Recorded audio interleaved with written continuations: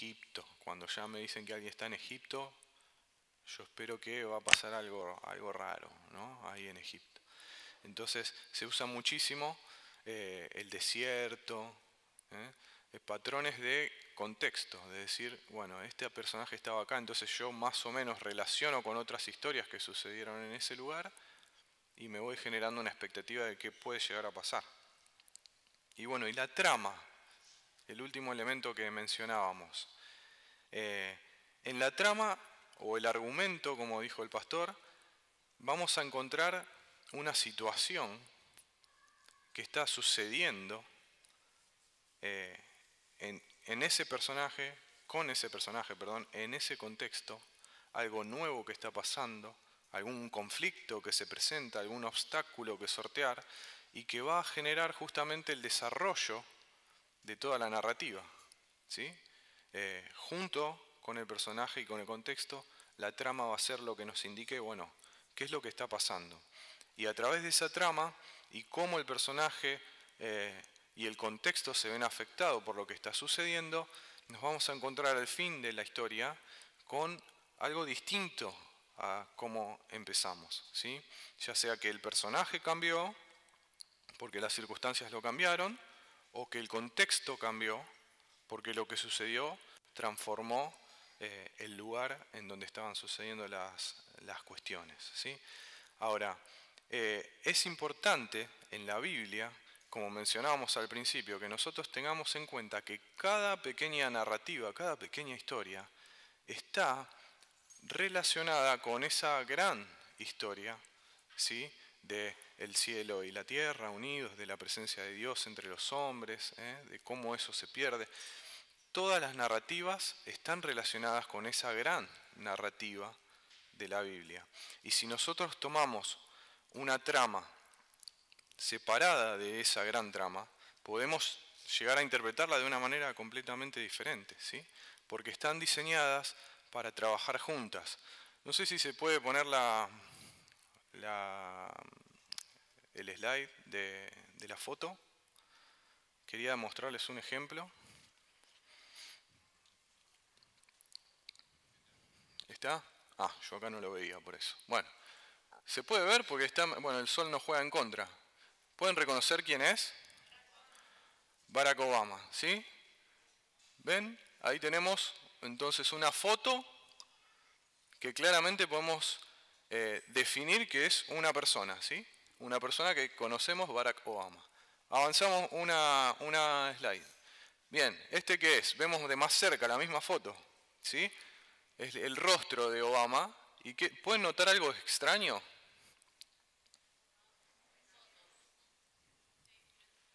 Está formado como por otras fotos, ¿no? A ver, pasá una más. Ahí lo vemos más grande, ¿ven? Son todas fotitos de distintas personas. Distintas personas que se sacaron una foto a su rostro y esas fotos fueron combinadas de una manera que formaron la primera foto que vimos, la foto de Obama, ¿sí? Entonces, cada una de esas fotos fue puesta en ese lugar con ese fondo específicamente por quien construyó la foto más grande para que juntas nos muestren la foto de una persona, ¿sí? Las historias bíblicas funcionan así. Fueron diseñadas en sus palabras, en los contextos, en las repeticiones que usan, en el lugar en donde están puestos en la escritura, para que juntas nos muestren y nos revelen a Dios y la historia que Dios nos quiere contar, ¿sí? Entonces, vamos a tomar un desafío que sería leer Génesis 1 como una historia, para ver qué podemos aprender, ¿sí? Como si no lo hubiésemos leído nunca. Porque todos ya sabemos, dijimos, todo lo leímos ya. Nadie es la primera vez que lo va a leer, ya sabemos qué pasa. Pero dejemos que el texto nos hable a nosotros y nos diga, nos genera expectativa, qué va a pasar, ¿sí? Entonces, vamos a comenzar en el principio, Génesis 1:1. Muy bien. Entonces, Génesis 1 nos dice que en el principio creó Dios los cielos y la tierra. Y la tierra estaba desordenada y vacía, y las tinieblas estaban sobre la faz del abismo, y el Espíritu de Dios se movía sobre la faz de las aguas. ¿Sí? Esta es la introducción, como bien nos explicó Sebastián el domingo pasado. Estos dos primeros versículos de Génesis funcionan como la introducción a esta historia que nos va a contar el autor. ¿Sí? Entonces, ¿quién es el personaje de esta narrativa? Lo vemos a Dios, ¿sí? Y vemos al Espíritu de Dios también. El Espíritu, la manifestación de Dios, es una de las personas de la Trinidad, a esta altura no lo sabemos, que está involucrado en la creación, en ese lugar que vemos ahí al principio, ¿sí? Y vemos que dice, algunas versiones dicen se movía, otras dicen se cernía, ¿sí? Es una palabra hebrea que es rajefet y que significa, es utilizada en realidad para describir un pájaro, ¿sí? Que está como revoloteando, está como un pájaro que está planeando, podríamos decir, ahí, o moviéndose, revoloteando sobre la superficie de las aguas. Entonces, ahí vemos que el personaje es Dios, como bien ustedes dijeron. Entonces, dijimos que la Biblia nos da características del personaje a través de lo que sucede en la historia. Fíjense que no dice acá Dios, que Dios es bueno y que Dios... No describe a Dios. Dice en el principio, Dios creó los cielos y la tierra y el Espíritu de Dios estaba ahí. No nos dice más. Entonces, a través de lo que leemos vamos a tener que descubrir cómo es Dios, cómo es este personaje que va a intervenir en esta historia. El entorno, en este caso, nos va a plantear un inconveniente que nos va a disparar la trama, ¿sí? ¿Cuál es el inconveniente o qué pasa con la creación en este caso, si vemos el texto? Muy bien, desordenada y qué más, y vacía, ¿sí? Entonces, ¿cómo? Y en tinieblas, Entonces tenemos que está Dios, que hay una creación, pero está desordenada, está vacía, está en tinieblas, está en un caos, ¿sí? Está en caos, no hay orden, no hay función, ¿sí? No funciona, no anda, está todo desordenado. Entonces, ¿qué será lo que necesita esa creación? Lo opuesto. ¿Y qué sería? Si está desordenada, ¿qué necesita? Que alguien venga y ordene. Y si está vacía, ¿qué necesita? Ser llena. Entonces vemos, el texto ya nos va diciendo, nos va orientando. Hay una creación, está Dios, hay desorden y hay vacío. Entonces nos plantea para la trama, ¿qué va a hacer Dios? Llenar y ordenar. Ordenar y llenar esa creación. Es interesante las palabras que utiliza para describir el autor, que estaba desordenada y vacía la creación, ¿sí? En hebreo es tohu va bohu, ¿sí? Quizás ya las han escuchado, son bastante reconocidas las palabras. Ahora, ¿por qué es interesante ver estas palabras? Porque se utiliza, sobre todo la palabra bohu, se utiliza solo un par de veces más en toda la Biblia. Entonces, cuando nosotros encontramos palabras así que son medio raras, que no se utilizan mucho, busquémosla, a ver en qué otro lugar se utilizan, ¿sí? Y vamos a ver que estas palabras, ¿está ahí la slide? No, bueno, no importa. Estas palabras nos van a ayudar para detectar un patrón en cómo el pecado del hombre, las malas decisiones del hombre, deshacen, entre comillas, ¿sí? la creación, el orden que Dios está a punto de hacer en esta historia. ¿Sí? Vamos a leer un texto, les pido que me acompañen a Jeremías 4. ¿Sí? Estas palabras combinadas, tohu babohu, se utilizan 2 veces más, una en Isaías 34, la otra en este texto que yo les mencionaba de Jeremías 4. En los 2 contextos, Dios está anunciando juicio a su pueblo infiel que rompió el pacto. ¿Sí?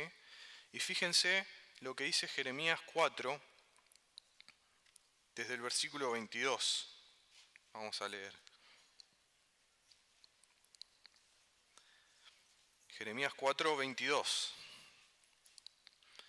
Dice, porque mi pueblo es necio, no me conocieron, son hijos ignorantes y no son entendidos.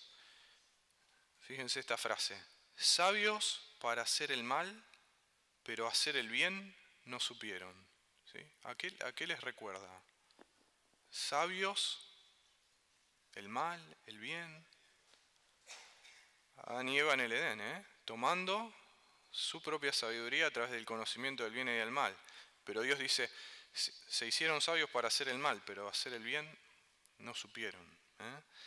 Miré la tierra, fíjense ahora todas las imágenes, y he aquí que estaba asolada y vacía, y a los cielos y no había luz. Miré los montes, y he aquí temblaban y todos los collados fueron destruidos. Miré y no había hombre, y todas las aves del cielo se habían ido. Miré y el campo fértil era un desierto, y todas sus ciudades eran asoladas delante de Jehová, delante del ardor de su ira. ¿Vieron todas las imágenes que son todo lo contrario a lo que vemos en Génesis? ¿Sí? No había hombre, se fueron las aves, no había luz. El monte que sale de las aguas ya no está más. ¿Sí? Todo está asolado, vacío. Esa es la misma frase, tohu babohu. Entonces vemos cómo este espacio que vamos a ver que Dios va a formar para compartir con el hombre, el pecado del hombre lo destroza, lo hace que se pierda. ¿Sí? Y esa es la imagen que nos está transmitiendo Jeremías acá. Y eso podemos verlo justamente por estos patrones que usan ellos, ¿sí? De repetir la misma palabra. ¿Para qué? Para activar en nuestra mente. Está usando el mismo lenguaje que en Génesis. Algo acá me va a decir que está relacionado con lo que pasó en Génesis, ¿no? Y bueno, acá nos está diciendo, el pecado de ustedes arruinó todo, arruinó todo. En el diluvio también vamos a ver otro ejemplo de esto, ¿sí? Que vemos que dice que las fuentes de abajo y de arriba se abrieron y se llenó todo de agua de nuevo, y no había un lugar donde vivir. Bueno, tenemos ese patrón, perdón. Entonces, volvemos a Génesis y decíamos que estas palabras nos llevaban a pensar en una trama en donde no hay una creación que pueda funcionar. Hay algo, como decía Sebastián el otro día, ¿no? Hay algo, porque hay agua, hay oscuridad, hay algunas cosas, pero no anda, no funciona, ¿sí? No hay un propósito para esa creación. Entonces allí está el Espíritu de Dios para cambiar eso, Entonces vamos a leer Génesis 1, versículos 3, hasta el 13 vamos a leer, ¿sí? Entonces dijo Dios, sea la luz, y fue la luz. Y vio Dios que la luz era buena. Y separó Dios la luz de las tinieblas, y llamó Dios a la luz día, y a las tinieblas llamó noche. Y fue la tarde y la mañana un día.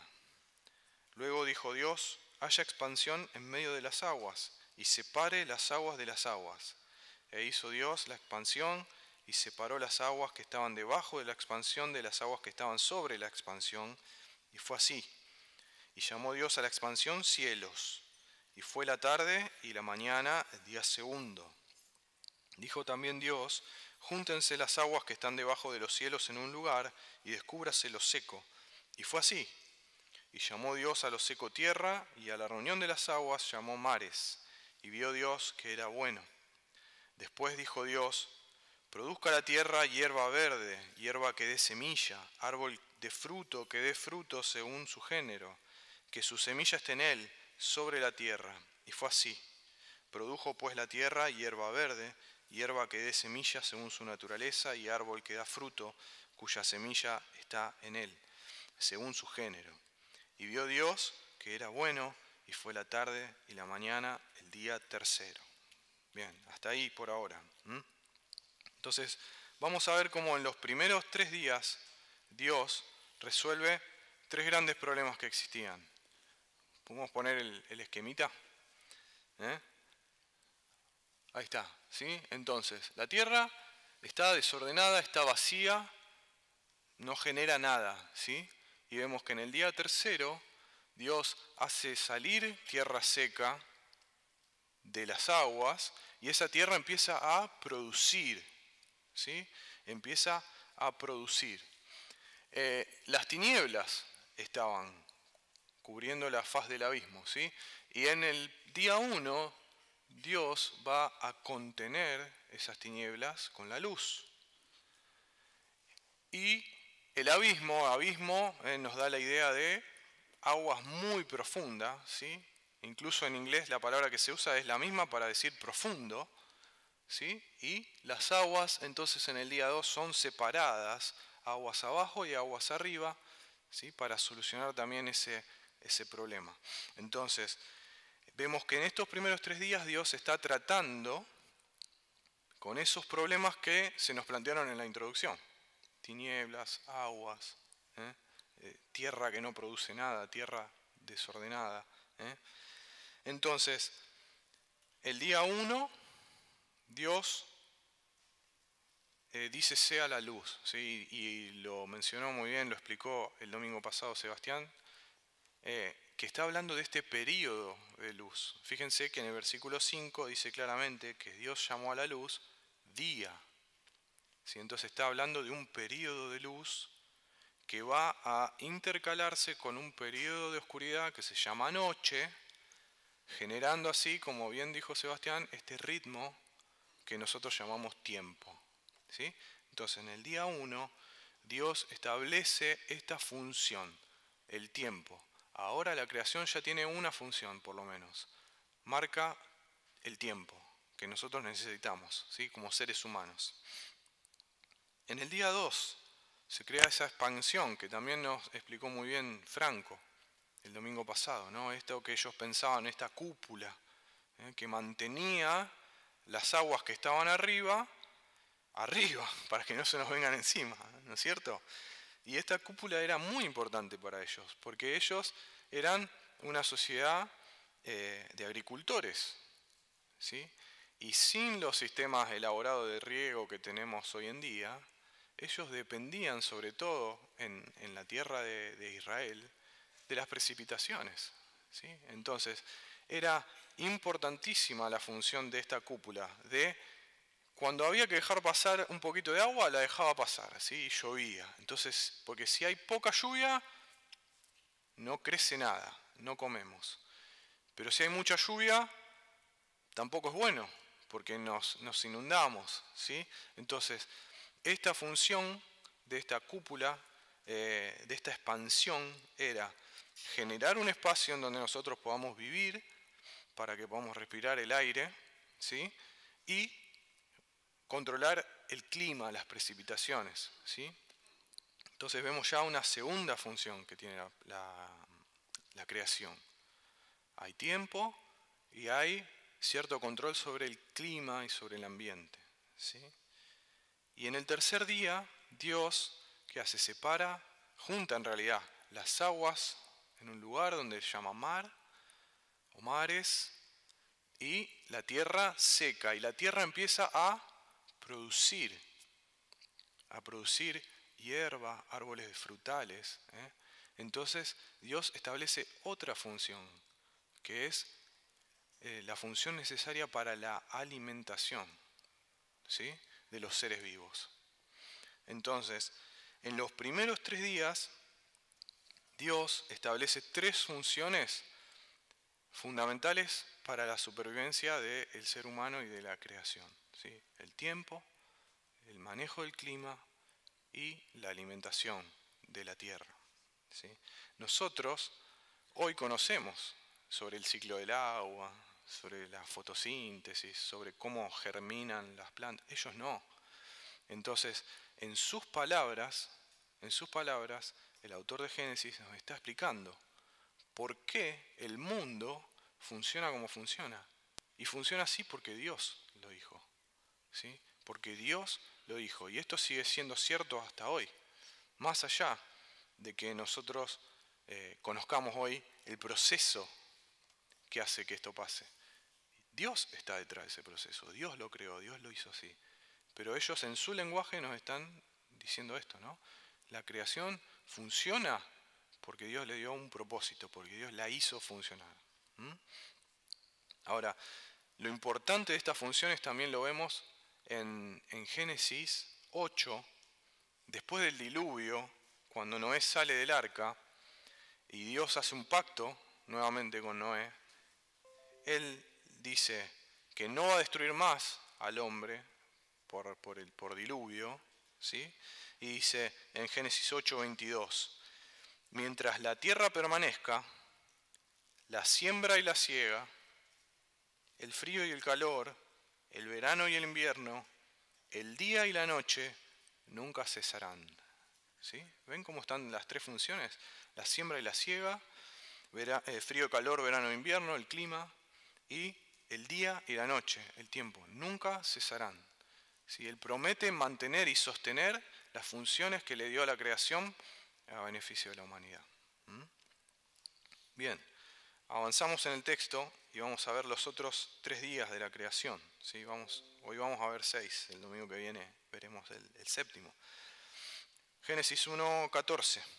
Dijo luego Dios: haya lumbreras en la expansión de los cielos para separar el día de la noche, y sirvan de señales para las estaciones, para días y años, y sean por lumbreras en la expansión de los cielos para alumbrar sobre la tierra.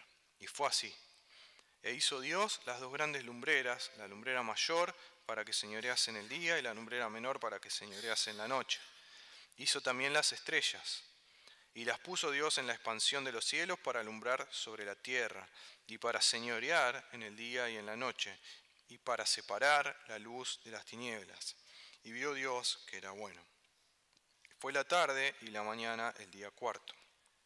Dijo Dios: produzcan las aguas seres vivientes y aves que vuelen sobre la tierra, en la abierta expansión de los cielos.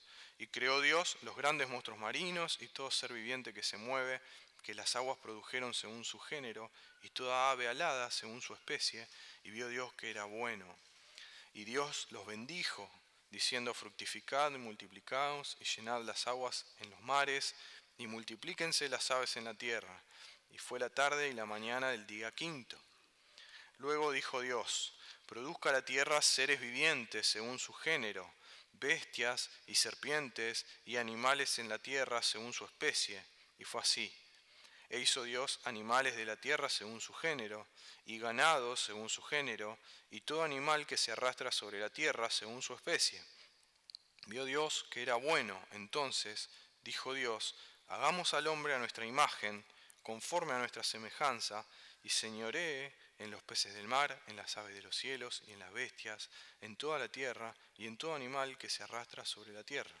Y creó Dios al hombre a su imagen de Dios lo creó, varón y hembra los creó. Y los bendijo Dios y les dijo: fructificad y multiplicaos, llenad la tierra, sojuzgadla, y señoread en los peces del mar, en las aves de los cielos y en todas las bestias que se mueven sobre la tierra. Y dijo Dios: he aquí que os he dado toda planta que da semilla, que está sobre toda la tierra, y todo árbol en que hay fruto y que da semilla os serán para comer, y a toda bestia de la tierra, y a todas las aves de los cielos, y a todo lo que se arrastra sobre la tierra, en que hay vida, toda planta verde les será para comer. Y fue así, y vio Dios que todo lo que había hecho, y he aquí, era bueno en gran manera. Y fue la tarde y la mañana el día sexto. Muy bien. Entonces, en los días 4 al 6, Dios va a solucionar el otro problema que tenía la creación, ¿sí? Dijimos que tenía dos problemas. ¿Cuáles eran?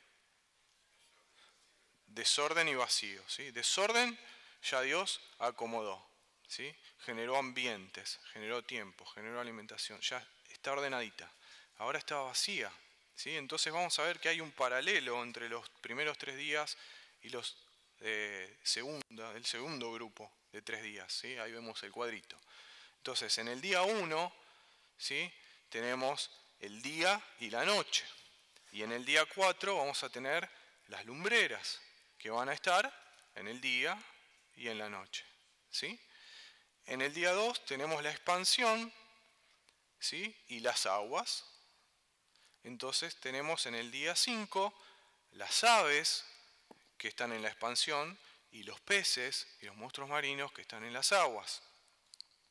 En el día 3 tenemos a la tierra, ¿sí? Que sale de cuando el Señor corre los mares, ¿sí? Y en esa tierra, en el día 6, van a aparecer animales y el ser humano, ¿sí? Ahí yo le puse a Adán para que también entendamos que en hebreo el ser humano, la humanidad, el nombre es Adán.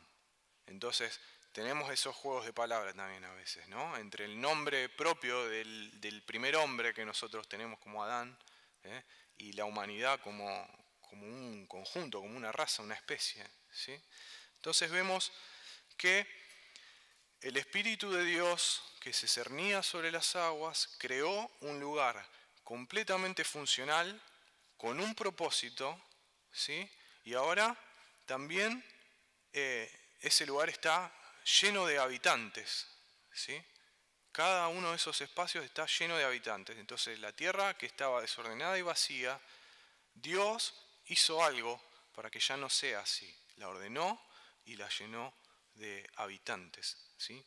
Entonces, un lugar completamente funcional para que el ser humano y el resto de la creación pueda florecer, pueda prosperar y pueda vivir en comunión con Dios, en donde el cielo y la tierra puedan juntarse, ¿sí? Que vamos a ver en los próximos capítulos cómo Edén va a ser el centro de esa conexión, ¿sí? Pero Dios crea todo esto para que podamos vivir en comunión con Él, ¿sí? Entonces, dijimos que la Biblia nos enseña cosas sobre los personajes a través de la historia. Y en esta historia yo anoté algunas cosas, ¿no?, que podemos llegar a concluir sobre Dios. Puede haber muchísimas más que a ustedes se le ocurran, pero por ejemplo, Dios es soberano y tiene poder sobre toda la creación. Porque fíjense que nos habla de que Dios dice y fue así, ¿sí? No hay una vez en donde no suceda lo que Dios dice que tiene que suceder. Dios está comprometido con hacer que la creación sea un lugar apto para la vida, apto para el florecimiento de esa vida y para la comunión de sus criaturas con Él. Dios sabe lo que es bueno, ¿sí? Porque fíjense que dice, Dios vio y dijo, es bueno. Entonces Dios sabe lo que es bueno. Y su intención para con la humanidad es buena también, porque quiere vivir en comunión con ellos, quiere compartir su creación, les da la autoridad de gobernar con Él esa creación que Él acaba de generar, ¿sí? Él quiere, volvemos a repetir, que el cielo y la tierra estén juntos, ¿sí? Ahora, si nosotros entendemos este acto creador como simplemente la formación material de cosas, ¿sí?, ¿qué nos va a pasar? Que a veces, no sé, vamos a la montaña, vamos a las cataratas, no sé, vemos esas grandes maravillas naturales y decimos, qué buen trabajo que hizo Dios, ¿no? Qué lindo todo esto que creó, qué bueno, ¿no? Y vemos como la creación como un evento distante en el pasado, que Dios hizo las cosas y bueno, ahora las cosas van, ¿sí? Y Dios, no sé, está en la reposera, eh, tomando sol, no sé, ¿sí? Lo vemos, podemos llegar a pensar así, como que Dios creó y se fue, listo, ya está, ahora arréglense. Sin embargo, cuando nosotros comprendemos que lo que Dios creó fueron estas funciones y estos procesos que hasta hoy siguen sosteniendo el funcionamiento de la creación, vemos cómo Dios sigue involucrado permanentemente en su creación, ¿sí? No es que se desentendió. Y así lo veían los autores bíblicos, ¿sí? Al Espíritu de Dios involucrado permanentemente en el sustentamiento de la creación, ¿sí? Miren unos ejemplos. Salmo 119, 90 y 91. Dice, de generación en generación es tu fidelidad. Tú afirmaste la tierra y subsiste. Por tu ordenación subsisten todas las cosas hasta hoy, pues todas ellas te sirven, ¿sí? La palabra ordenación ahí en hebreo es mishpat, ¿sí? Que son las acciones justas que un gobernante hace para que su pueblo viva de una buena manera. ¿Ven? Nos pinta a Dios como el gobernante de este mundo, haciendo lo que es necesario para que este mundo funcione como tiene que funcionar. Salmo 104, versículo 10. Tú eres el que envía las fuentes por los arroyos, van entre los montes, dan de beber a todas las bestias del campo, mitigan su sed los asnos monteses.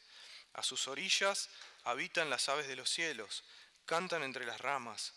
Él riega los montes de sus aposentos, del fruto de sus obras se sacia la tierra. Él hace producir el heno para las bestias y la hierba para el servicio del hombre, sacando el pan de la tierra. Vemos otra vez el clima y el alimento, ¿sí? ¿Lo ven? Como nos habla de que Dios riega los montes, genera los arroyos, genera la hierba para que nos alimentemos, el pan de la tierra. Tenemos otros ejemplos, por ejemplo, algo que seguramente vamos a estudiar más adelante con el pastor Carlos, cómo el Espíritu de Dios da la vida. Fíjense ese otro pasaje, después lo pueden leer, Salmo 104, que nos habla de que si Dios le quita el aliento, el hálito a los seres vivos, ellos dejan de ser, ¿sí? Y ahí nos está hablando de esta palabrita que pasó el pastor, este ruaj, que es el espíritu, el aliento, ¿sí? Entonces, si Él quitas el espíritu, no hay más vida. Pero dice, tú envías tu espíritu, creas de nuevo y renuevas la faz de la tierra. Lo vemos en un rol súper comprometido con la función de este mundo hasta hoy. Entonces, para ir terminando, vemos cómo el Espíritu de Dios generó todo este ambiente donde poder vivir, en donde poder estar en comunión con Dios, ¿sí? Sin embargo, lo arruinamos, porque dijimos, el pecado, y lo vimos con las frases, ¿sí? ¿Se acuerdan del pasaje de Jeremías? El pecado del ser humano arruinó todo lo bueno que había hecho Dios, ¿sí? Hasta cierto punto, obviamente, entiéndanme, ¿no? Generamos una desconexión, algo ya está diferente en esa creación. Sin embargo, vamos a ver que también a través de imágenes, Mateo, por ejemplo, nos va a hablar de una nueva creación.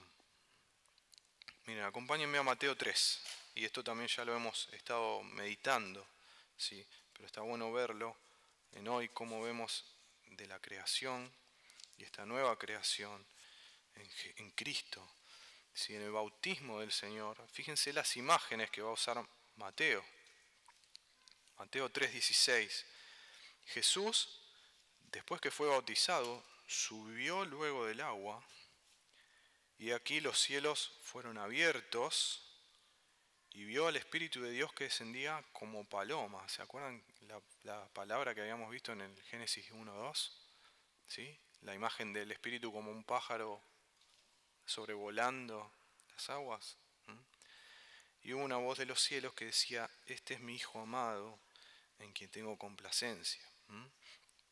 Entonces Mateo usa esta figura, Jesús emergiendo de las aguas, y el Espíritu como un pájaro nos está queriendo llevar a pensar en Jesús como esta nueva creación. ¿Sí? Y fíjense que Pablo toma este concepto. En 2 Corintios 5:17 él dice: de modo que si alguno está en Cristo, nueva criatura es. Las cosas viejas pasaron, y aquí todas son hechas nuevas. ¿Sí? Entonces vemos estas imágenes, nos están mostrando que ahora, de este caos de la humanidad perdida y sin Dios, y de la esterilidad que tenemos para producir un fruto real, Dios saca una nueva creación, ¿sí? Un nuevo lugar seguro en donde el hombre y la humanidad pueda prosperar y pueda tener comunión con Él. Solo que ahora este lugar es una persona, es Jesús, ¿sí? Es Jesús. Y es el Espíritu que nos introduce en esa nueva creación, en esta familia, de gente totalmente diferente, pero que tenemos algo en común, que es a Cristo, ¿sí? Y en 1 Corintios Pablo dice: porque por un solo Espíritu fuimos todos bautizados en un cuerpo, ¿sí? Y como sumergidos en ese cuerpo, nos puso en ese cuerpo el Espíritu, sean judíos o griegos, esclavos o libres. Entonces, así como dijimos que el Espíritu de Dios no hizo la creación y se fue de vacaciones, lo mismo sucede ahora. Él nos incluye en esta nueva creación en Cristo, pero no se desentiende de nosotros, no nos deja a que funcionemos solitos, sino que permanentemente está trabajando en nosotros, en esta nueva creación, para de nuestro desorden generar orden y de nuestro vacío llenarlo, ¿sí? Y para que el propósito, ¿sí? Así como la creación tenía un propósito, esta nueva creación tiene un propósito, que es llevar las buenas nuevas hasta lo último de la tierra, mostrar a Dios a aquellos que todavía no lo conocen, para que ese propósito pueda cumplirse en nosotros, ¿sí? Oramos. Padre, gracias te damos una vez más por tu palabra, porque nos enseña, porque te revelaste en ella. Te damos gracias, Señor, por no desentenderte de nosotros y por darnos a Jesús, para que nosotros en Él podamos una vez más estar junto a vos, Señor.